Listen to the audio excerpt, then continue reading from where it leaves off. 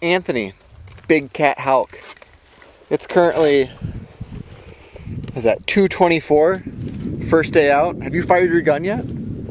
Not yet. Keyword being yet. How are we feeling? You think this WPA is going to be the place to be? Well, it's the only place we're at, and that's all we can be. And there's 3 hours left, and that includes the golden hour, which is the best hour of the day. So it'd be easy to get down on ourselves, considering that there's only been a couple shots fired and no birds. But you got to be optimistic. About that, a couple shots fired and no birds. Bob, you're the veteran of the group. What's the deal here? You know, I think they flushed wild because our camera producer was a little loud in that first spot. And those birds were flushing crazy wild, and I just plain missed. Excuses. We'll see what happens in a little bit. They're not gonna survive this WPA. We're gonna bring something home. You heard it here first. I second that.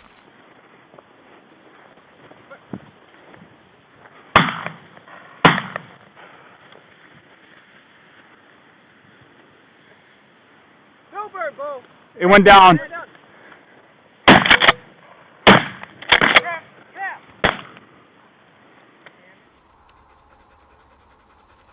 Rooster road trip, day number 1. It's about 2:30 in the afternoon when we arrived at this waterfowl production area. We said we were still optimistic about putting some birds in the bag, but we had 0 at that point, and I think we'd be lying if we said that we didn't have. There was pressure. There was some serious pressure. We were nervous. The whole point of this trip is to go out and hunt public land, and we want to show that you can be successful on public land. We hadn't been successful at that point. We should have been successful. We should have. I airballed. Bob missed one this morning. It was a makeable shot. The pressure was mounting, but we switched it up. We'd been hunting plots lands, and they hadn't been producing. We'd seen some birds, but then we came to a waterfowl production area just driving by, and it looked too good to resist. You know, first of all, I feel like I'm 4'2" right now. But you know, we were really pressing. You know, the goal here is to show how you can find birds on public land, and we did find them. And I just airballed a shot earlier this morning, and I've been pressing ever since. I think we all have been. You can see behind us here, there's some shelter belts. We got into the shelter belts, and probably within 10 minutes, my dog got birdie, Andrew's dog got birdie, and a rooster boosted. And you know, it wasn't a classic point, but I had one opportunity to make the shot, and the Yooper grouse hunter in me came out, and I had a split second and tagged it, and it fell dead. And from that point on, we started laughing and giggling, and the pressure really felt like it was coming off.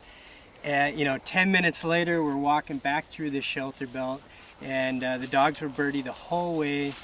We had a bunch of false points, and all of a sudden the birds just started breaking loose.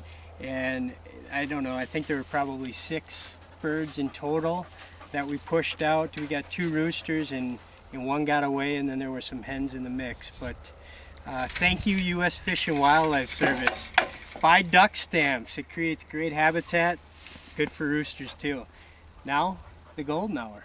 The golden hour, that's right. The hour that every pheasant hunter looks forward to, the last hour of the day. Birds are active before they go roost for the night. So we're going to try to pick up a couple more birds, and then it's an evening drive of about 3 hours to western Minnesota, where we'll be hunting tomorrow. Let's go see if we can add a few more birds in the bag.